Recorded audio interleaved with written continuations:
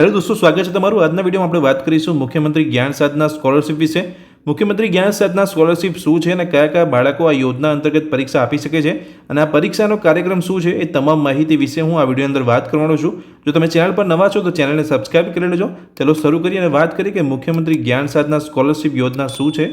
તો ધોરણ 1 થી 8 માં સરકારી અથવા અનુદાનિત પ્રાથમિક શાળાઓમાં સળંગ અભ્યાસ કરી ધોરણ 8 નો અભ્યાસ પૂર્ણ કરેલો હોય તેમજ બાળકોના મફત અને ફરજિયાત શિક્ષણનો અધિકાર અધિનિયમ 2009 આરટી એક્ટ 2009 અને તે હેઠળ રચાયેલા બાળકોનો મફત અને ફરજિયાત શિક્ષણનો અધિકાર નિયમો 2012 અન્વયે 6 થી 14 વર્ષના નબળા વર્ગના અને વંચિત જૂથના બાળકોને સ્વનિર્ભર શાળાઓમાં વર્ગની સંખ્યાના 25% મર્યાદા મફત શિક્ષણની જોગવાઈ હેઠળ સ્વનિર્ભર શાળાઓમાં ધોરણ 1 માં પ્રવેશ મેળવીને ધોરણ 8 સુધીનો જે બાળકોએ અભ્યાસ આધારે સળંગ કરેલો છે તેવા વિદ્યાર્થીઓ પૈકી તેજસ્વી વિદ્યાર્થીઓને મેરિટના ધોરણે સરકારી ગ્રાન્ટેડ અથવા નિયત ધારા ધોરણ મુજબ પસંદ થયેલ સ્વનિર્ભર શાળાઓ પૈકીની માધ્યમિક શાળાઓમાં ધોરણ 9 માં પ્રવેશ મેળવી ધોરણ 12 સુધીનું શિક્ષણ પ્રાપ્ત કરી શકે તે માટે ગુજરાત રાજ્યના 25,000 તેજસ્વી વિદ્યાર્થીઓને દર વર્ષે પસંદ કરીને તેમને ધોરણ 9 થી 12 સુધીના અભ્યાસ માટે સ્કોલરશિપ આપવા મુખ્યમંત્રી જ્ઞાન સાધના મેરિટ સ્કોલરશિપ યોજનાની શરૂઆત કરવામાં આવી હતી। મુખ્યમંત્રી જ્ઞાન સાધના મેરિટ સ્કોલરશિપ શું છે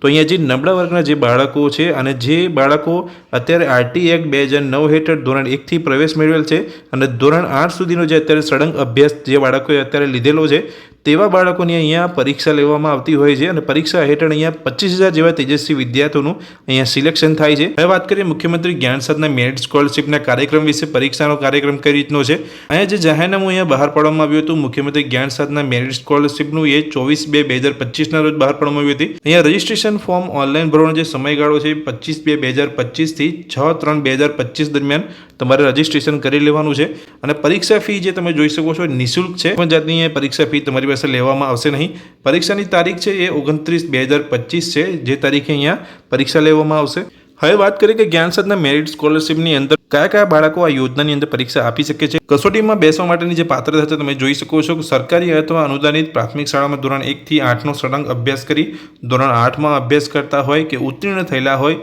તેવા આવકની મર્યાદા ધ્યાન લીધા વગર તમામ વિદ્યાર્થીઓ અથવા અહીંયા તમે જોઈ શકો છો અથવામાં આરટી એક્ટ 2009 હેઠળ જોગવાઈ હેઠળ જે સમયે આ સ્વનિર્ભર શાળાઓમાં 25%ની મર્યાદામાં ધોરણ 1 માં પ્રવેશ મેળવેલ વિદ્યાર્થીઓ જેઓ હાલ 2025ની અંદર ધોરણ 8 માં અભ્યાસ કરતા હોય કે ઉત્તીર્ણ થયેલા હોય જેઓની વાલીની આવક જ્ઞાન સાધના મેરિટ સ્કોલરશિપ પરીક્ષા વખતે આરટી એક્ટ 2009 હેઠળ પ્રવેશ માટે નિયત થયેલ આવક મર્યાદા કરતાં વધુ ના હોય તો તેવા વિદ્યાર્થીઓ પરીક્ષા આપી શકશે। તો આ વિડીયો અંદર આપણે વાત કરી કે મુખ્યમંત્રી જ્ઞાન સાધના સ્કોલરશિપ યોજના શું છે અને કયા બાળકો આ પરીક્ષાને આપી શકે છે અને તેનો લાભ લઈ શકે છે અને પરીક્ષાના કાર્યક્રમ વિશે પણ આપણે આ વિડીયો અંદર વાત કરી। જો આ માહિતી તમને ગમી હોય તો વિડીયોને લાઇક કરજો, ચેનલને સબસ્ક્રાઇબ કરી રાખજો આ જ રીતની માહિતી મેળવવા માટે। Thank you.